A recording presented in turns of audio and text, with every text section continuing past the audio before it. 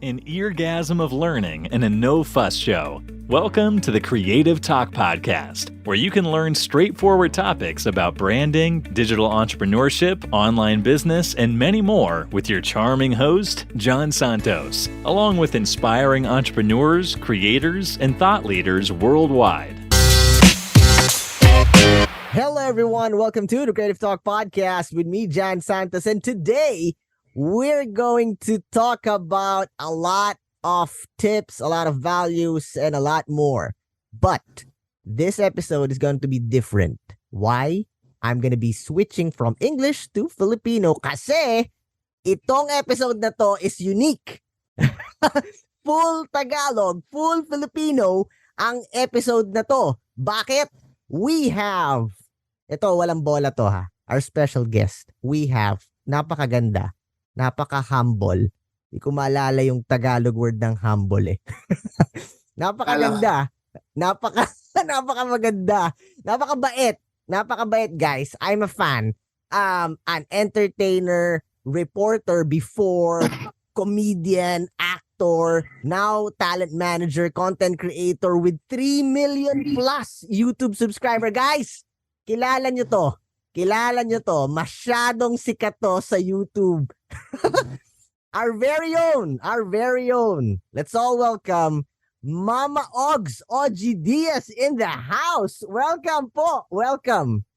Hi John. Nakakaloka ka, 5 minuto na agad yung intro mo. So inubos mo yung oras.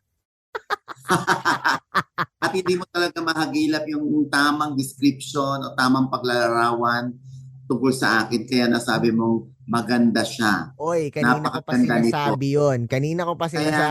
Off-cam pa sinasabi ko na yun. Maganda ka talaga. Guys, for all the viewers and listeners out there, maganda si Mama Ogs. Inside and out. Mama Ogs, wait. Kilala kita. Alam ko ang pinagdaanan mo sa industry. I mean, outside, people see you, nakikita ka namin, nagsimula ka sa... I was joking, guys. Sinasabi ko kanina off-cam na fan na ako ni Mama Ogs, panahon pa ng palibasa lalaki. So, medyo, sabi niya, okay, so lumalabas na yung edad and everything.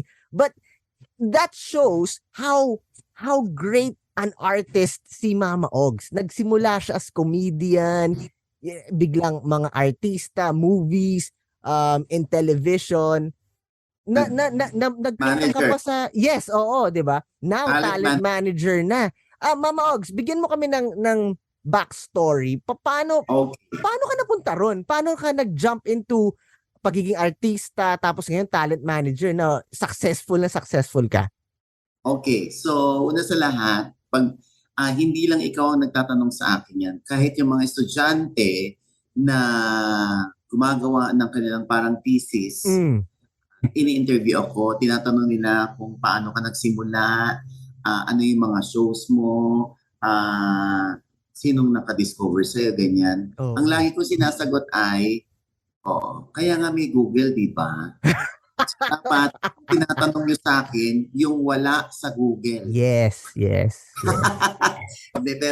pero syempre, iba pa rin pag ako yung naririnig nila na nagsasalita at sumasagot sa tanong na saan ako galing, paano ako napunta rito, hindi ba? Syempre, ako yung dating alalay ni Christopher Min. Uy, alam ko yan. So, noong 1986, ako ay nagdadala ng kanyang coat, ng kanyang blazer. PA ka, Mama Ogs, PA ka. Yes, PA. Yes. Oo, so inaabangan ko siya sa labas ng AGMA studio. Tapos tuwing Sabado, so binibigyan niya ako ng 20 pesos pag uuwi na ako. Tuwing Sabado lang yun. Tapos, eventually, dahil namatay nga yung tatay ko, so kailangan ko magtrabaho. Yung si Ate Christy, I asked her kung pwede niya akong bigyan ng trabaho. Sabi niya sa akin, sige, close ako kay Ricky Reyes. Baka pwede shampoo girl. So sabi Ate Christy, parang hindi, alam mo, no offense man, pero parang hindi ko naman yata siya linya. Gusto ko po, sabi niya, ano bang gusto mo? Gusto ko pong matutong magsulat. sige, halika, pumunta ka sa opisina, tuturuan kita, simulan mo muna sa pagiging proofreader. So yung proofreader ay siya yung nagbabasa ako ng mga o naghahanap ako ng mga mali sa sinusulat ng lahat ng writers, pati gamit ng nang na mahaba, ng na maikli, ng raw, ng daw, ng roon, doon. Wow. So yung grammar, bubuin mo, yung ganyan, tapos yung parallelism, yung na-conscious tuloy ako. pero yung syntax, ganyan. So tapos lang ako ng high school. Hindi ako nag-college. So parang ang ginawa kong college parang on-the-job training na yun. So doon ako nagsimula. Fast forward, naging writer ako. Wow. As in, yung mga veteranong reporter na hindi pa rin marunong magsulat, nire-rewrite ko yung kanilang sinusulat. So, naging ko. So, doon ako nahasa, doon ako natutong magsulat. So, pero 3 beses akong ibinasura. Wow. Hindi yung ko, kundi yung mga sinulat ko. So, hindi talaga ako nakakapasa sa panlasa ni Christopher Min. So, hanggang sa eventually, pang-4 ko, nakuha ko na yung, natumbok ko na. So, doon na nagsimula yung aking journey bilang reporter hanggang sa ma-discover ako ni Joey Marquez na hinatak ako sa palibhasa lalaki. Mate. Yun. So, napagtripan ako ni Joey Marquez. Lagi kang bad trip dun eh. Yes, hindi. Kasi may gusto ko Joey Marquez lagi eh. So, yun, doon nagsimula yung aking career. Hanggang sa, naisip ko kasi, itong industriya namin, yung showbiz industry, kailangan, meron pa akong malaman na ibang tungkol sa showbiz. Kaya, nag-aaral ako kung paano mag-manage ng talent. So, I started managing Tado, yung namatay na comedian. Hanggang sa makuha ko si 2006, nakuha ko si Vice Ganda. Tapos in 2011, na-discover ko naman si Eliza Soberano. Wow! Tuloy-tuloy na siya. So, ilan, Mama Ogs, yung if you don't mind me asking, ilan yung mga alaga mo? Alam mo, sa totoo, wala akong eksaktong bilang because we are also handling influencers. Okay. So, kasi yan na yung uso ngayon eh. Yung bago. Noong araw na wala pang Socknet, wala pang TikTok, wala pang IG, wala pang Facebook. Talagang pupunta ka sa campus, pupunta ka sa mall para magbabad doon kasi baka biglang merong tumambay ng mga estudyante na may mukha na feeling mo, ay, mukhang may X-factor to. Wow. I-discover ko to. Pero ngayon kasi hindi mo na kailangan magpunta sa mga campuses, sa mga mall. Social media na lang, di ba? TalkMed na lang. So, doon po sila na-discover. So, we are also handling influencers. Tapos, syempre, since andito na ako sa digital, mula nang mawala yung franchise ng ABS-CBN, medyo lumagapak din ang TV industry at pumunta nag-divert yung mga tao sa digital na nanonood na sila na kung noong araw kailangan mo magmadali para mapanood mo yung mga teleseryeng inaabangan mo, ngayon on demand na. Yes. So, nasa digital na yan. Kahit gaano ka pa ka-late, kahit hindi mo napanood yung 5 episodes, pwede ka mag-binge watching sa I Want Gifts, sa I Want TV, sa YouTube, yung ganon. So, doon na rin ako pumasok. Nag-YouTube na rin ako. Kaya doon pinanganak yung OGDS Inspires. Grabe yun. Yes, kung saan nag-interview tayo ng mga inspiring stories, yung kanilang struggles, failures, tapos kung paano sila bumangon. Kasi sa mga panahon ngayon, yun ang gustong mapanood ng mga tao. Ang ganda nga nung banner mo doon, Mama Ogs, di ba? Inspires, di ba? Oo. So yun, kaya humahanap ako ng mga magagandang kwento. Katulad kunwari ng 14 years old, naging sila. Tapos, pareho silang 14 years old hanggang sa 20, ano na sila, parang magte 30 years na sila na magkarelasyon. Pero nagsimula sila 14 years old pareho. Wow. Wow. Oo, pero sila pa rin hanggang ngayon. Ang lakas nun. Mama Ogs, ang lakas nung YouTube channel mo, bukod sa charisma mo, kasi minsan tumatawa ka, isang episode na gustong-gusto ko yung kayong dalawa ni Long, you guys are just having fun. I mean, syempre, you guys are really good friends and you can see the authenticity between the both of you. Pero, grabe ka, there are times na you're just laughing, pero pag tumingin ka na dun sa guest mo, tapos meron kang bibitawan na tanong or statement, talagang sapul, tumatagos talaga sa puso. May nang-bash na ba sa'yo, Mama Ogs, na bakit ka nandyan? Bakit ka nagdadrama? Comedian ka. Something like that. Any negative comment? Yeah, hindi ko alam kung mayroong ganong bash, pero wala akong nababasa mga comments na ganon. Kadalasan na nababasa ko ay akala ko ako na pinakamalungkot na tao. Meron pa pala. So nakakahiya namang maging malungkot ako, may mas malungkot pa pala sa akin at may pinakamalungkot pa pala sa akin. So bakit ako kailangan maging malungkot? Parang ganun yun. So, kaya oo, di ba? Kaya sabi ko, di ba may mga artista din na, ay nakakaloka, grabe naman pala to. Katulad ni Gina Pareño. Yes. Si Gina Pareño na gusto pa rin umarte. Kasi nakikiusap siya, kunin niyo naman ako. Si ano? Kaya ko pang sa umarte. episode mo kay Mr. Jano Gibbs. Di ba? In a way, gano'n na you are helping him to promote and siya, very vocal siya na pwede na ako ulit, kuhanin nyo na ako, ganyan. Correct. At lahat naman halos ng mga nai-interview ko, parang meron lang sila, parang nagte-thank you sila after kasi maraming sa kanila, maraming kumukontak sa kanila, yung lalo na yung isa na tinulungan namin, yung si Andrew Schimmer, na yung asawa niya nasa St. Luke's, hindi makalabas kasi kailangan nila magbayad sa St. Luke's. So, tinulungan namin si Andrew para maipaalam sa publiko na kailangan niya ng tulong. Yes. So maraming umuusang tulong sa kanya. Kaya very, very grateful sa atin si Andrew Schimmer. Kasi yun daw interview niya doon ang nagtulak sa mga tao para tulungan siya. Wow. Mama Ogs, before ako mag-jump dun sa technicalities, tips and everything, gusto kong i-highlight to sa lahat ng listeners and viewers out there.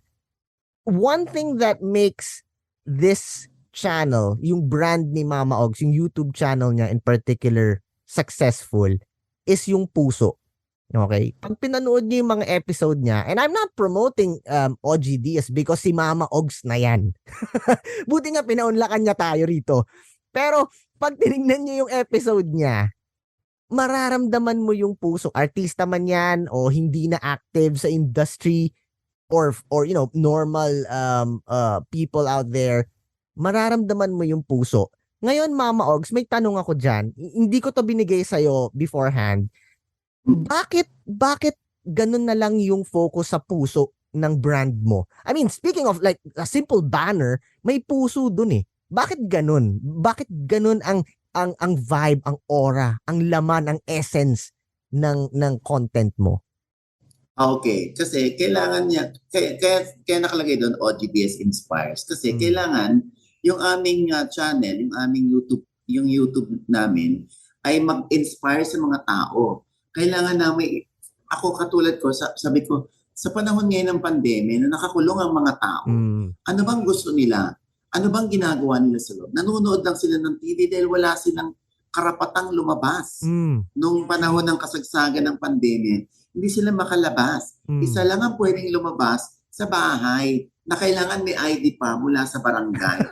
Ano pwede nilang gawin, hindi ba? So manonood lang sila ng YouTube. So hindi sa sinamantala namin yung chance na yun, kundi siguro sa panahon ngayon gusto nilang ma-inspire gusto nilang makilala yung mga tao na akala na gusto ko lang ipakilala sa kanila, no, hindi ka kawawa, hindi lang ikaw ang malungkot, hindi lang ikaw may pinagdaraanan. Marami ito, ipipresent ko sa iyo mas malala kaysa sa problema mo. Doon, nabubuhayan na sila ng loob. Yeah. At the same time, parang, ay, bakit ba ako magmumukmok sa sulok? Ba't ba ako malulungkot? Tama. Ito nga, kaya niyang bumangon, ba't ako hindi ko kaya? Yes. Kaya yun yung aking pinaka-core doon. Kaya kung mapapansin mo, I have 3 channels na eh. Yes. So yung pangalawang channel ko, yung talk show naman on YouTube. So ito yung OGDS Showbiz Update na every other day kami nagre-release. So we release 15 videos in 1 month. So every other day yan. Tapos ang karamihan ng mga comment doon ay ang mga OFW, sobra ang pasasalamat nila sa aming naaaliw sila. So ito naman yung ibang OGDS. Yes. Yung ibang OGDS, ito yung OGDS na nagpapatawa. Yung sa OGDS Inspires, ako yung nakikisama. Puso, puso. Puso. Ako yung gusto kong malaman ng kwento mo. Yes.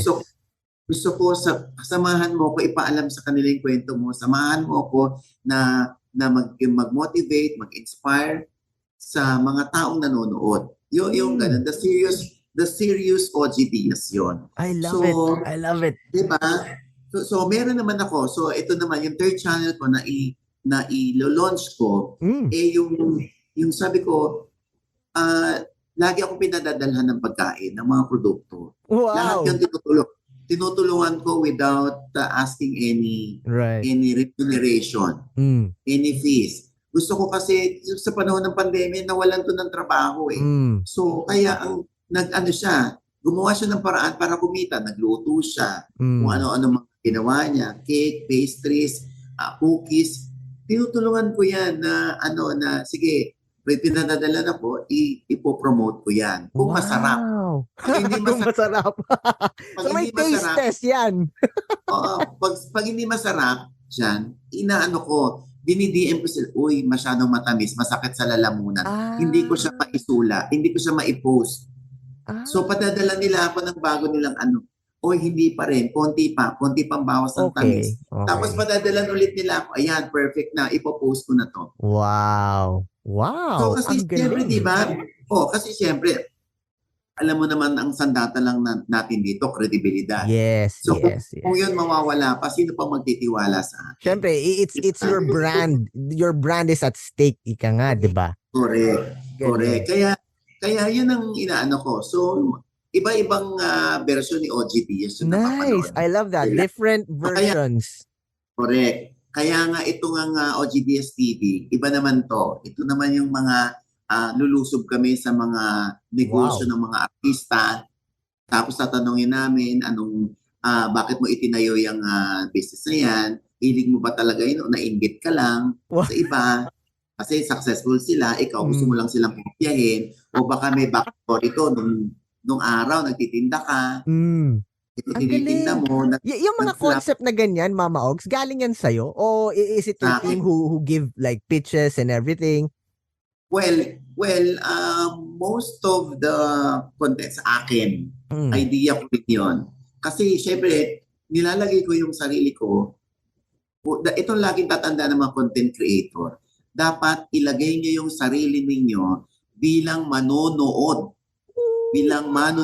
Di ba? Dapat gano'n na ikaw ba magugustuhan mo to? O ano ba yung magugustuhan ng mga netizen para hindi sila bumitaw?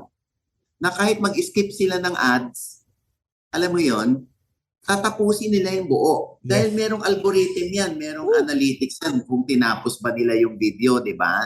Regardless kung hindi sila tinapos yung alam ni Mama Og yung sinasabi niya. Kaya sobra akong natutuwa kasi she is the real deal. Talagang ang sa akin, she, no? Well, babae. Tama naman, di ba? Pwede na. Kaya mo bukas nabanggit mo na yung first tip. You've talked about a really powerful tip in content creation. So ituloy natin. Guys, for all the listeners and viewers out there, ang main topic na alam kong kailangan mo, kailangan natin lahat. Paano ba maging isang successful content creator? And walang iba kundi si Mama Ogs na may 3.13 million subscribers sa YouTube pa lang yun ang magbibigay ng tips para sa atin. Well, tama yung una mong sinabi, Mama Ogs. I believe, you need to create content that people needs, not what you think they want. So, dun pa lang. Kaya talagang pasok na pasok yung ginagawa mo kasi something na alam mong kailangan nila. Hindi yung sa tingin mo lang na, ito, medyo benta to or something, di ba? So, the floor is yours, Mama Ogs. Ano yung tips na pwede mong ibahagi sa mga listeners and viewers natin? Okay. So, una sa lahat, kahit gaano pa kataas ang number of subscribers mo, wala yan. Ang basehan pa rin ay yung number of views. Marami ang walang YouTube account pero mga lurker lang sila. Mga marites lang sila na ano kayang latest YouTube. Oo, 'di ba? Yung mga nagmamarites na ano kayang latest YouTube. Ano ba yung pwede kong panoorin sa YouTube? Pero sila wala yung mga jumpers. Sila yung mga jumpers. Yung switch lang ng switch, talon lang ng talon. So, sila yung mga walang account sa YouTube. Yes. Kasi pag wala ka naman talagang account sa YouTube, hindi ka rin naman makakapag-comment. Kaya kung mapapansin mo, minsan, mas mataas pa yung number of views kaysa sa number of subscribers kasi maraming nag-click ng walang YouTube account. Yes. Diba? So, kaya importante, sa akin mas importante yung bilang ng mga nanonood, number of views, kumpara sa bilang ng followers mo. So, okay. So, I have 3.13 million. Okay? So, that's a good number. Ang siste lang, syempre, minsan, may mga mahihina. May mga mahihina akong ang content. Meron ka bang mahinang content? Yes. Wala ka namang mahinang content. Hindi. May mahihina akong content. Kasi kunwari, kung nag-ano lang siya, 10,000 per hour. So in one day, yeah. In that sense, yes. Mahina yun. Mahina yun. So, pero okay pa din naman siya. Yeah. Kaya pag may nagtatanong sa akin, bakit you have 3.13 bakit you have 3 million pero ang nanood lang sa isang video mo, sa isang particular video mo ay 300 lang in one day. Isa lang sinasabi ko, hindi araw-araw Pasko. Diba? Okay. Diba? Kahit gaano ka kalaking artista, kahit gaano kalaki ang iyong number of subscribers, meron ding mga times na meron kang mahina. Yes. Kasi hindi naman lahat ibibigay sa ni Lord. Yes. Diba? Kaya sabi ko, kung Pasko, kung ituring ko to Pasko, dahil ang taas ng views, syempre sa susunod na video mo, Lenten season naman yun. Diba? So, ganun lang. Kaya sabi ko, okay lang yan. Kasi, knock on wood, if something happens to the subject na in-interview ko, mabalikan nila yon. Exactly. Yeah. It doesn't end there. Diba? It could start slow, but like after 6 months, 1 year, it could blow up. Oo, lalo na kung nasuot sa isang controversy. Yes, yung isang artista. Uy, parang ano ko nga ito? I-check ko nga to. Pag isang type lang ng pangalan, kunwari, Vong Navarro. Vong Navarro. Lalabas yung kasama yung content ko na may Vong Navarro. Tama, so yung publican nila in the future kung merong issue or controversy na kinasangkutan yung isang artista. Ganon. Pero ako, sa ngayon nga sa totoo lang, nung pandemya ko to na-discover itong YouTube. Yes, nung pandemya. Actually, late ng 2019. Ngayon, Kaya ako, pag may nag-iimbita sa akin, mag-guest sa TV, pinipili ko na lang ngayon. Wow. Kasi, pinipili. Dati, Diyos ko, ako pa yung tumatawag. Oy, yes mo naman ako. Para may exposure ako. So ngayon, pag gusto ko i-guess, anong topic? Ano pag-uusapan? Wow, super thank you, Mama Ogs, na sino mga nandito guest? ka. Sino mga guest? Ganyan. Kasama ko sila. Oo. Hindi ba ako pwede solo? Yes. O kaya pag marami sila na guest, ang dami masyado. Alam mo, bigay mo na lang sa kanila yung spotlight. Yes, ibang level talaga. Yung gano'n, di ba? Not to offend them. Yes. Na syempre, at the end of the day, iisipin mo pa rin yung premium mo eh. Yeah. Uy, gusto ko yan. At the end of the day, iisipin mo pa din yung premium mo, yung ikaw, yung brand mo. Galing. Oo. Kaya di ba pag ganun ka, ako feeling ko pag ganun naman tayo. Pag ganun ka, huwag ka nang bumaba doon.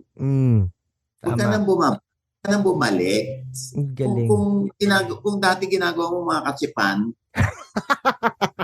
huwag ka nang bumalik. Huwag ka nang bumalik. Siguro once in a while. Step up.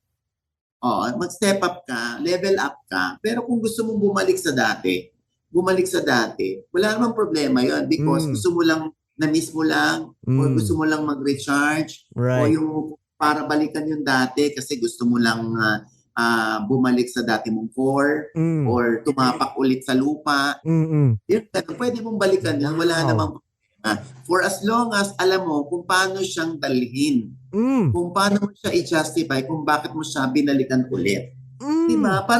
Parang kunwari lang, nakatira ka dati sa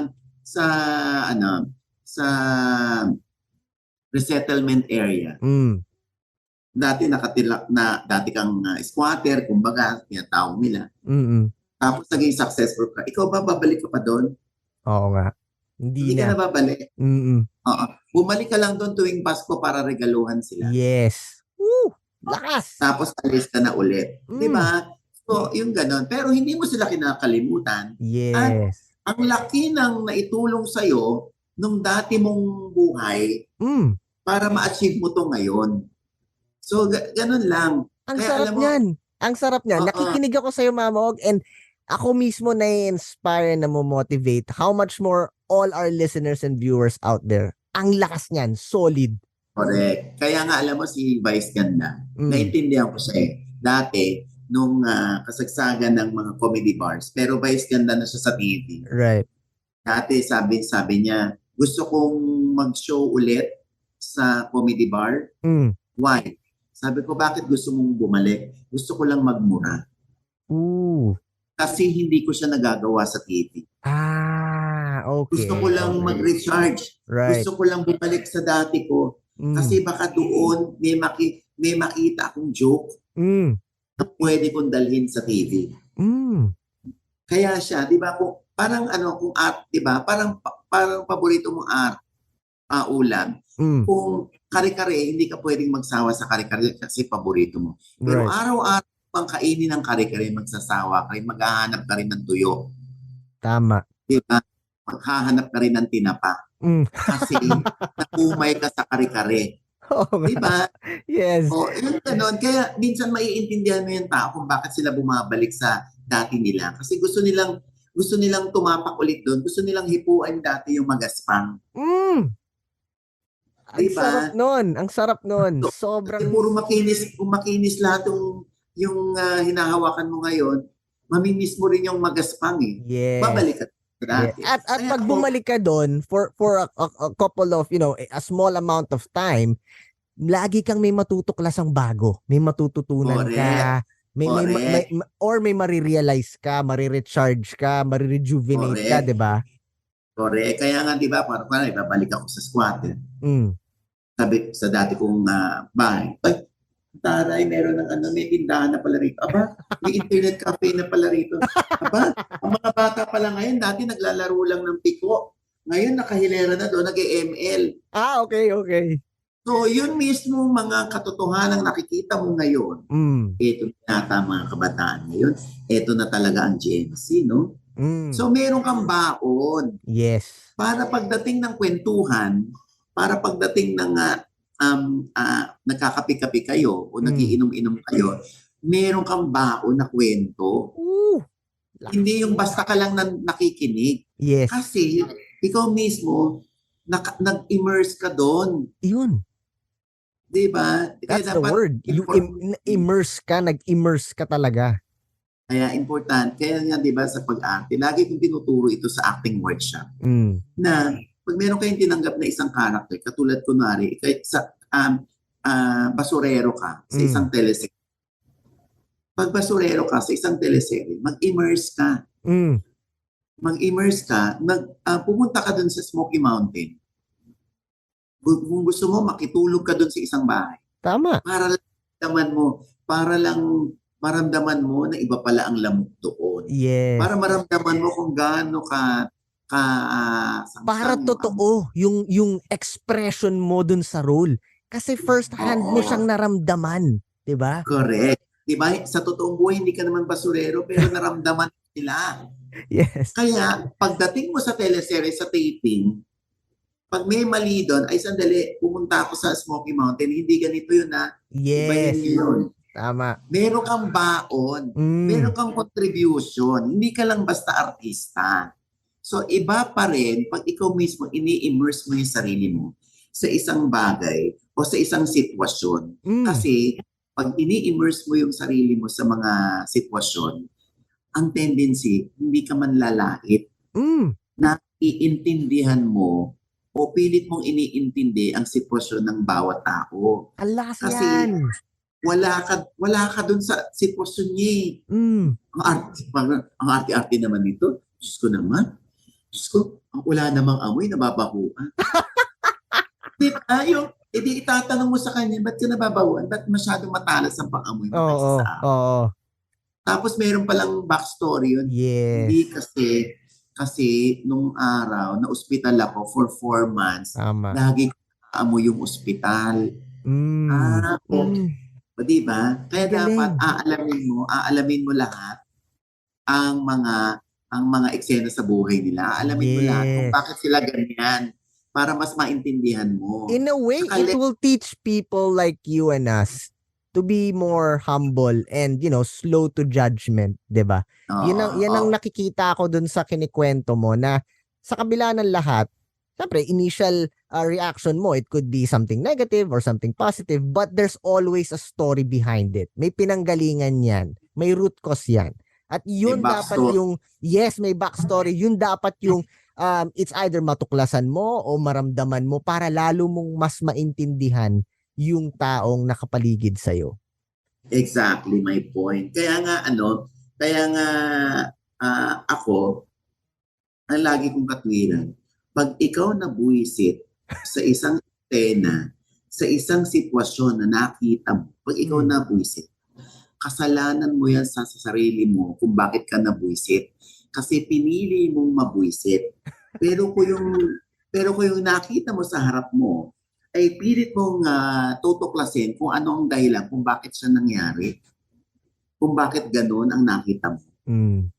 Diba?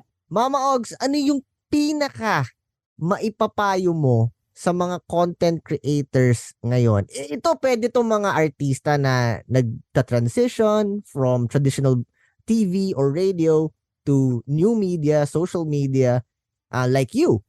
Bilang isang successful na content creator, talent manager, ano yung pwede mong ibigay na treasure sa lahat ng nakikinig at nanonood sa atin ngayon? Okay. Una, sa mga gustong mag-YouTube, gustong maging content creator, YouTube talaga ang isa sa napakagandang platform para ikaw ay makilala. Pangalawa, parang dino-document mo rin ang buhay mo. Yung journey mo, alam mo, pagtanda mo, mga 80 ka na. Tapos nagsimula ka mag-vlog, 20. Oo. Makikita talaga yung transformation mo. Mama Ogs, meron. Nabanggit mo yan. Meron ganyan. I don't know if you're familiar with Ryan, yung bata na nagto-toy Bata. review. Oo. Correct. So, little boy pa siya talaga nung nagsimula sila, and now he's graders and nag-transcend na. Meron na siyang mga little sister babies na sila naman yung take up the mantle and everything. So tama yung sinasabi mo, talagang dire-diretso yun. Correct. Oo, para kang di ba? Parang yan parang nung araw na wala na ang uso pa lang ay Kodak at wala pang camera ang cellphone. Ay, di ba, nag-Kodak ay papadevelop natin, tatago natin picture hanggang sa mawala na. Ngayon talaga nasa Instagram na lang bilang iyong album. Sa TikTok yung itsura mo ng araw, Yes. di ba? O yung paano ba yung mukha mo paano ba yung mukha mo kapag pinilter, di ba? So ngayon sa YouTube kung gusto niyo mag-YouTube, una gawin niyo yung strength ninyo.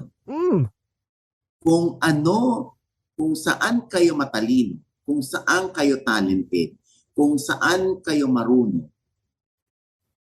gawin niyo muna yon kasi doon kayo relax. Yes. Doon kayo komportable. Yun ang inyong comfort zone. Gawin niyo muna yon. Huwag niyo munang isipin kung konti lang ang views. Huwag niyo munang isipin yung konti lang ang views. Ay, ang bagal ng aking ang bagal ng pagtaas ng aking number subscribers. of followers. Oo, no.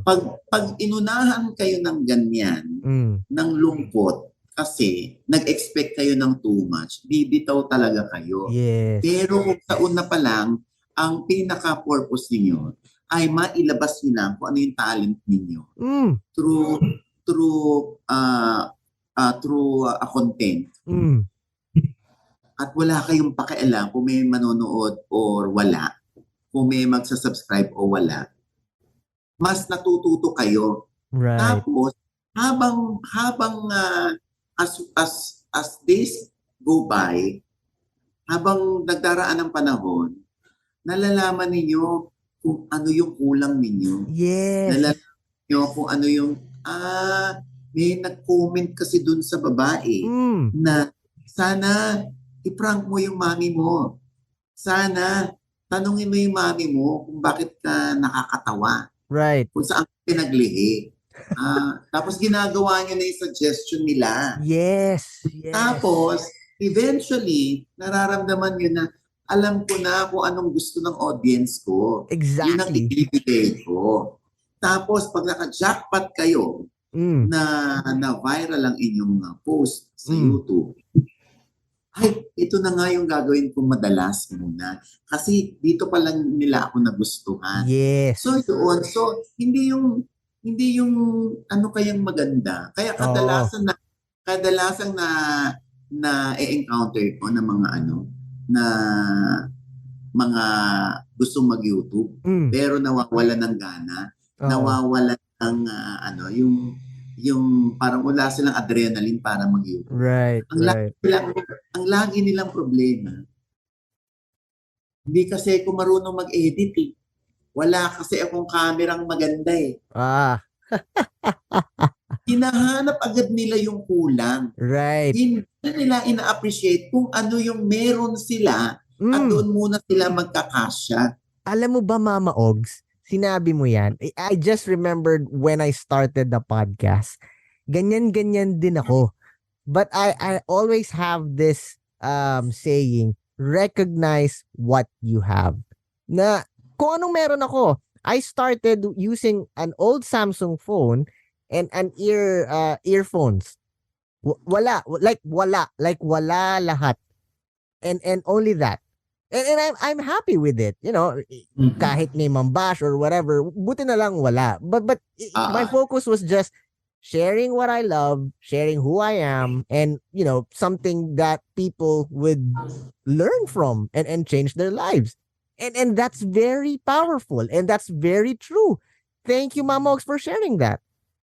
Oo, hindi. Tsaka pag tinalo ka ng paghahanap ng kulang mo, matatalo ka talaga. Yes. Pero, Made-depress ka, no? Na, ay, ang Oo. dami palang wala. oo. Oo, pero syempre hindi mo sinasabi yung nadidepress ka. Yeah. Sabi nila, kung sinasabi ko raw yung nakaka-depress, boy, don't ever use the word depress. Kung wala kang depression, huwag mong gagamitin yan. Okay. Sasabihin mo lang, nalulungkot ka o nakakalungkot naman, ano? Oo. Di ba? Pag sinabi na didepress ako, wala kang depression, ginagamit mo lang yung depressed. So anyway, going back, yun is, hindi, natututunan ko lang sa mga, na yung paggamit ng mga salita. Tama. That's true. We learned something new. Right. Anyway, so yun ang lagi ko sinasabi. Pag inumpisahan mo sa paghahanap ng wala kang mauumpisahan. Right. Oof. Lakas nun. I love that. Diba? Tapos, pangalawa, sabi ko, ano ba ang strength mo? Bakit hindi yun ang isipin mo? Bakit hindi yun ang gawin mo yung strength mo? Yung weakness mo ang inuuna mo. Pag ginawa mo yung strength mo, eventually, kakayanin mo nang matalo yung weakness mo. At yung weakness mo, you can translate it into strength. Right. Lakas yan. Huwag mong uunahin yung lungkot. Paano? Parang as simple as, paano ka sasaya? Inunahan mo na ng lungkot. Ayaw mag-entertain ng nakakatawa. Right. Ayaw mag-entertain ng mga tao sa buhay mo na nagbibigay sa iyo ng glow, bibigay sa iyo ng ngiti. Yes. Kasi unahan mo sa lungkot, pero gusto mong sumaya, di ba? Exactly. Ang weird. Gusto mong sumaya lungkot mo. Diba? At ito rin sa sa paggawa ng content, isipin mo muna yung strength mo. Yun muna yung gawin mo. Huwag ka munang parang butiki na yayakap sa poste, hindi mo naman kayang yakapin ng buo. Diba? I love that. Yun munang strength mo ang laruin mo. Malay mo yung strength mo palang hinahanap nila. Yes. Last nun. I love that, Mama Og. Yung comfort zone mo muna ang gawin mo at ang ipakita mo sa kanila. Wow. Pag hindi click yung strength mo, huwag ka pa rin mawawala ng loob. Yes. Huwag ka pa rin mawawala ng pag-asa. Tuloy lang. Kasi, di ba, parang pagluluto yan eh. Na kung ilang beses ka nagluto, hindi perfect, siguro mga pang 10 beses, mape-perfect mo na. Ganun lang ang vlogging. Pag sa pagluluto, pag 10 beses, hindi pa rin masarap, mag-order ka na lang. Oo. Syempre, doon ka na lang sa isang strength mo. Hindi ka marunong magluto. Dapat marunong ka na lang mag-criticize. Kasi marunong, mahusay ang taste buds mo. Uy, oo. Yung panlasa mo. Oo. Kasi kahit ako, literally, hindi ako marunong magluto. Pero alam ko ang masarap kapag natikman ko. Yeah, it doesn't need naman na magaling ka magluto, 'di ba? To having standards of alin ang masarap, alin ang ganitong lasa. Galing. I love the perspective. Galing. Oo, kaya nga nung may nagsabi sa akin, ba't nilalait mo to? Marunong ka ba magluto? Hindi ka pala marunong magluto. Bakit? Yung mga marunong magluto lang ba ang may karapatang manlait? Ang may karapatang mag-criticize ng niluluto? Natural, binili ko to, in-order ko to. Ano gagawin? Yes. Diba? Binayaran ko to ng perang pinagpaguran ko. Dapat lang na marinig nila yung comment ko na hindi masarap. Kasi kung marunong ba ako magluto, palagay mo pupunta ako sa restaurant na to, hindi lulutuin ko to sa bahay. Grabe. Ang nararamdaman ko yung kapangyarihan ni Mama Ogs doon. Diba? Pero tama. Well, thank you Mama Ogs. I'm amazed. Kasi guys, sinabi ko naman to, I'm a fan. Nagsimula si Mama Ogs giving us a backstory of her journey and then we jump into powerful tips, values, perspectives, insights. Grabe, it's knowledge bomb after knowledge bomb. Thank you so much, Mama Ogs. You are such an amazing human being. Pero, Mama Ogs, talagang sinadya kong English yon kasi hindi ko alam ang translation sa Tagalog. so, itong part na to, alam ko na to, na-practice ko na to. Okay, so itong part na to, dito tayo maglalaro. Okay? We call this, and you know this game in the Philippines, but we call this the Creative Fast Talk. I'm gonna be asking you questions at ikaw ay hindi pwedeng magtagal ng pag-isip ng tamang sagot. Okay? So, pag tinanong kita, kung anong unang pumasok sa utak mo, boom, shoot. Okay? And you need to be 100% honest. Okay, G. Okay. Easy. First question. Mama Ogs, sun or snow? Snow. Uy, gusto ng malamig. Alright. Structured? Structured or chaotic? Oh, structured. Wow, gusto ng malinis ng kaayusan. Correct. Mama Ogs, love or money? Love. Akala ko, money! Love. Kasi pag love mo yung ginagawa mo, posibleng ang resulta nun pera. Wow, there you have. Yan ang gusto ko kay Mama Ogs. Talagang boom, another tip there, guys. Diba? Next, Mama Ogs, if you were an animal, what animal would you be and why? Okay, aso, dog. Kasi sabi nila, man's best friend ang dog. So, ako, meron akong sense of loyalty. Ooh. May ako, yes, kung totoo ka sa akin, mas totoo ako sa iyo. Yes. Kung mabait ka sa akin, mas mabait ako sa iyo. Kung gago ka, problema mo 'yon. Hindi ko 'yung problema para gayahin kita. Wow, alakas salbahe yun. ka, problema mo 'yan. Hindi ako para maging mas salbahe sa iyo. Diba? Iiwasan na lang kita. Kasi pag pinili kong maging salbahe, pag pinili kong mas maging gago kaysa sa iyo, hindi na ako yun. Tsaka, problema ko yun sa sarili ko kasi mali ka na nga, gagawa pa ako ng isa pang mali. Tama. Grabe. Hanggang sa games, guys, meron tayong tips. Ang hirap mag-edit ng episode na to. Sandali muna ha. Yan, sandali. Pero hindi naman po ako santo. May mga kagagahan din po ako sa buhay. May mga kalukalukahan din ako sa buhay. Mama Ogs, yun ang maganda sa'yo. Kasi, you're just being the authentic you. And I appreciate you for that. Thank you. So ganun ako eh. Katulad mo, masarap kang kausapin. Uy. Kasi, good listener ka. Yes. You know how coming from Mama Ogs, guys, paki-edit nung part na yon, tapos paulit-ulit natin yung kailangan i-post. Oo.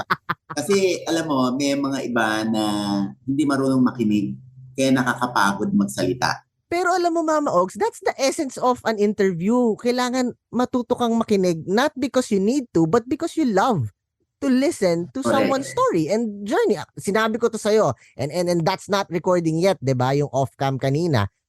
Bukod sa kung ano pa man, fan ako. I've been watching you since Palibasa Lalaki, and I'm excited na matuklasan yung journey mo kasi may aral doon. At yan na nga, sunod-sunod yung aral na binibigay mo na hanggang sa games natin, may aral pa din. Hindi aral yun. Ano yun? Wisdom.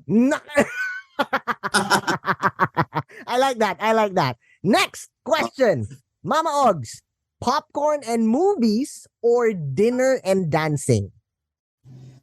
Oh, pwede bang dinner and movies? Hindi ako kumain ng popcorn and hindi ako nanonood ako ng TV ng sine pero hindi ako na kumakain ng popcorn. Okay. Minsan lang pag wala talagang makain doon sa loob ng sinihan, kakain ka lalo na kung ayaw mo antukin. Tama. Next question. Okay. Mama Ogs, passenger or driver? Driver. Uy, gusto magmaneho. Ikaw ba nagmamaneho pag may sa set nyo, Yes. pag may shooting and everything? Oh, talaga? Kahit ngayon na big time ka na? Ayoko nang may driver. Paano yung pagpagod ka na, Mama Ogs? Pag puyat ka? Oh. Hindi. Siyempre pag malayo, kung from Quezon City, pupunta ako ng Baguio, obviously, Okay. mag-hire ako ng driver. Pero kung dito lang ako na, Ikaw talaga. oo, marami na akong drivers, binangga yung kotse ko. Binangga, oo. Siyempre, kakamutan ka lang nila ng ulo. Yes. So ang ending, papagawa mo pa rin. So may mga drivers naman, natutulog naka-aircon. So hindi, Ubuos sa gasolina. sorpresahin mo sila sa parking. Mm. Tapos nakabukas ang aircon, kakatukin mo ngayon. Pag kinatok mo, makikita mo yung paa nakasampa sa manibela. Sobrang vivid. Nakikita ko tuloy.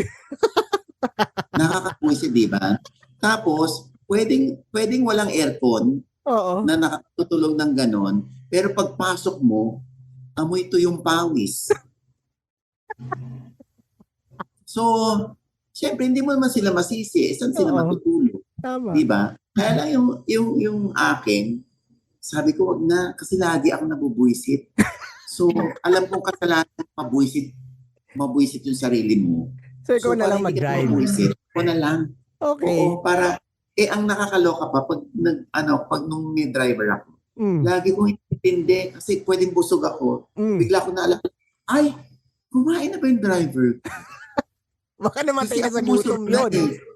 Oo, di ba? Iintindihin mo pa siya. Lalo na kung mahihain magsabi. Right. Sabi pa, ayoko na ng mga ganitong eksena. Ako na lang Tama. So ako na lang, tapos hawak mo pa yung buhay mo. Wow, yeah. Tama, diba? tama. Sa long drive ka na lang mag-ask someone to drive for you. Tama. Next question. Mama Ogs, what is your dream superpower and why? Gusto ko ano ba yan? Gusto ko yung mga may sakit. Gumaling. Kung may superpower ko, makapagpagaling ako ng healing ability, no? Ganyan. Oo. Meron akong ganon. Kasi ngayon, ang mahal na maospital, ang mahal na magkakakit. Tapos, pag gusto mo ng walang bayad, ang haba ng pila. Kung may superpower lang ako na lang magde-decide kung sinong pwedeng mamuno ng bansa. Uy, ang lakas nun. Pero hindi ako yun Parang kung may superpower lang ako, eto na ang next president, wala ng election. Boom. Siya. Bakit po siya? Tingnan niyo muna. 6 na taon yan Subukan niyo. Baka naman Tama. Naapektuhan ka ba nung election? Let's not go into details, pero naapektuhan ka ba? Did you lose some followers or subscribers, Mama Ogs, dahil sa a different take on who's gonna run for the presidency? Naapektuhan, yes. Kasi alam mo naman ngayon, political na Yeah. Kahit yung magkakapitbahay, magkaiba lang ang kandidato, nagkakagalit. So ako din naman, meron din naman ako nakagalit. Meron din naman ako ng-unfriend. Meron din nang-unfriend sa akin. Nag-unfollow sa akin. Okay. At the end of the day, ganun naman talaga ang buhay Tama.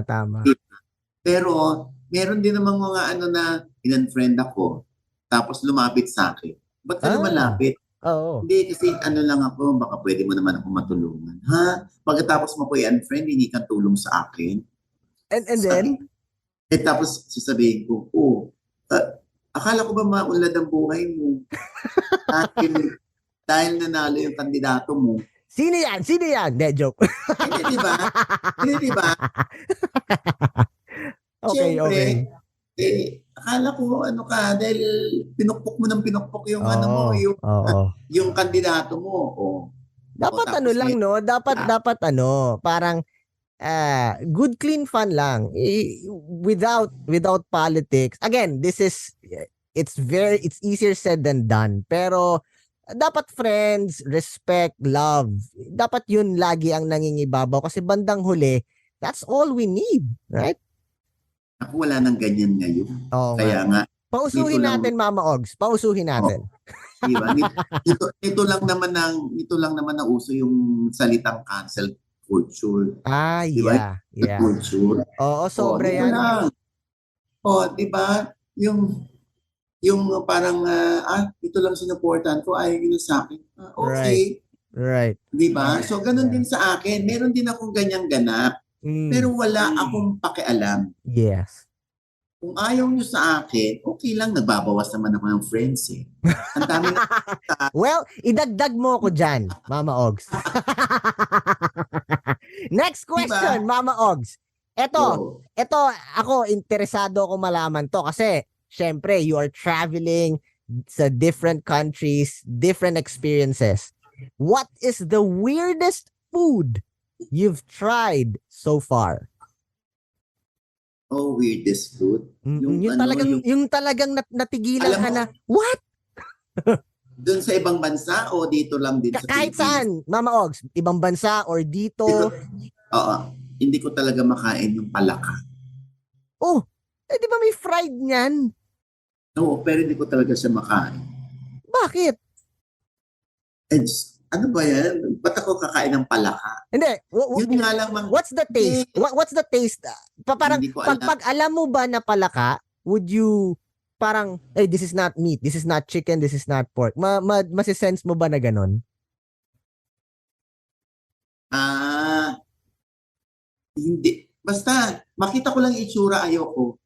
The itsura. Yeah, kasi parang weird, no? Oo. Nakita mo ba yung barbecue version ng palaka? Yung they're like in a skewer. Tapos may I'm gonna send a picture sa IG. I think sa Cambodia yon, Mama Ogs. I think sa Cambodia, may parang parang skewer na nakaganyan. So they were like, parang nakabuka ka sila na akaganon. I'm gonna send you a picture. Anyway, kahit wag mo na isend sa akin.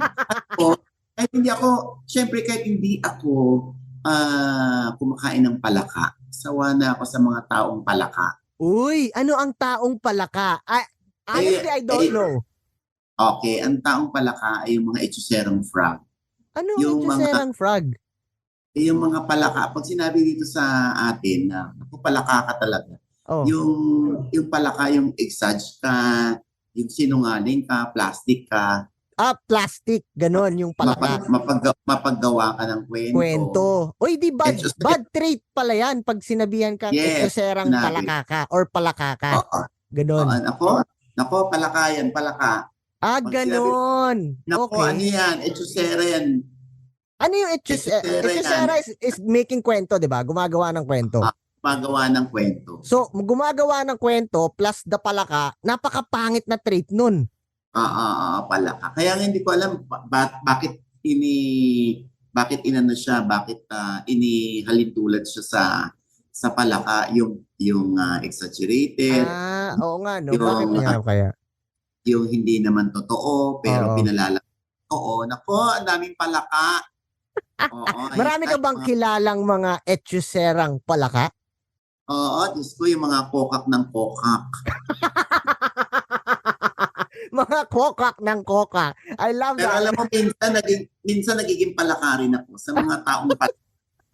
Kasi, pag hindi mo sila sinakyan, pag hindi ka umimmerse sa kanila, mabubwisit ka sa kanila eh. Kaya, kung pinalaka ka, palakain mo na lang din. Oy, okay guys, for all the listeners and viewers, pag pinalaka ka, palakain mo rin. Tama?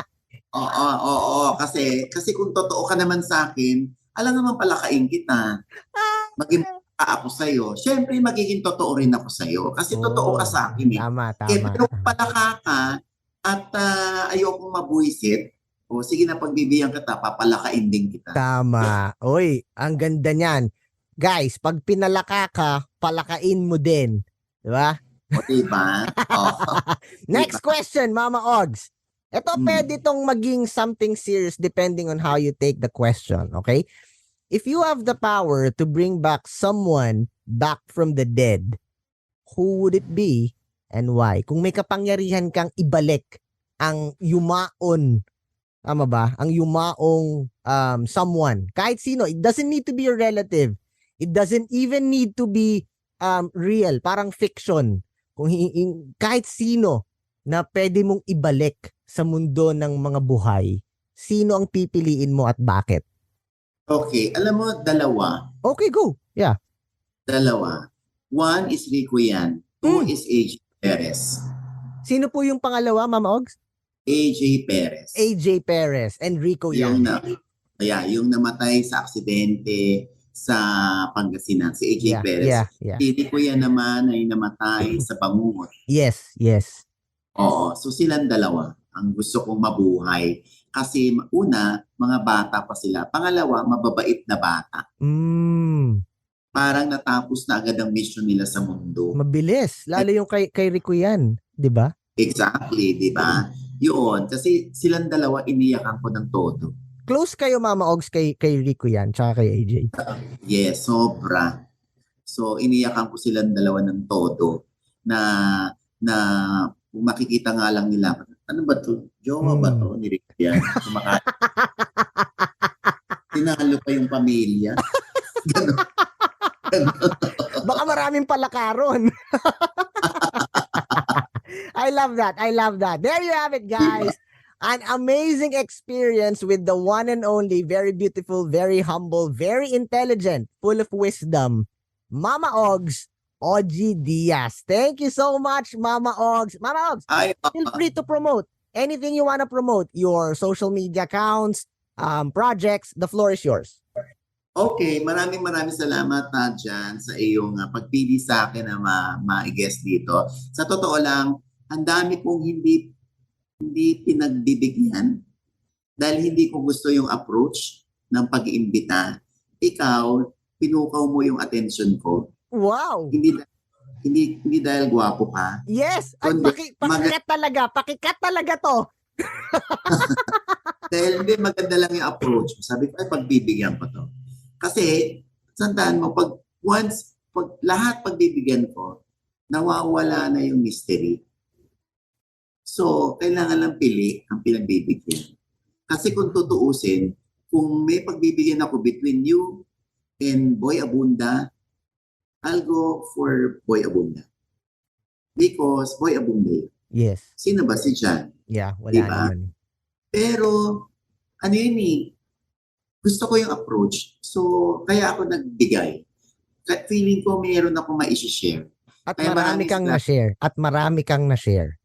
Yes, maraming salamat sa pag-imbita mo sa akin. Sana kahit paano, kahit konti, na meron silang napulot sa akin. Yung mga feeling nila, ikatataas nila ng kilay, huwag nilang sundin, huwag nilang pakinggan, iwaksi nila sa isip nila, okay. Kasi may kanya-kanya naman tayo ng paniniwala at opinion. Yun ay ikinagalang ko. In the same manner na ito na naman po yung masasabi, yung opinion ko, sana rin mabigyan din ng kaukulang respeto. Anyway, ang akin pong YouTube channel, yung OGDS Inspires, yung OGDS TV, at yung OGDS Showbiz Update po. Lahat po yan nasa YouTube at nandun din po yan sa Facebook account ko po. Meron din kanya-kanyang Facebook account. At nandun na rin po kami sa Spotify, yung OGDS Showbiz Update. Wow. At yung OGDS, tsaka nandun din sa Apple Podcast. Lahat po. Kung ayaw nyo kaming makita, marinig yung namin. Wow. Wow. So, guys, please do connect with Mama Ogs, OG Diaz. I'm sure she can help you in your journey toward success. Muli, Mama Ogs, I am a fan. I love you. I love your message. I love your brand.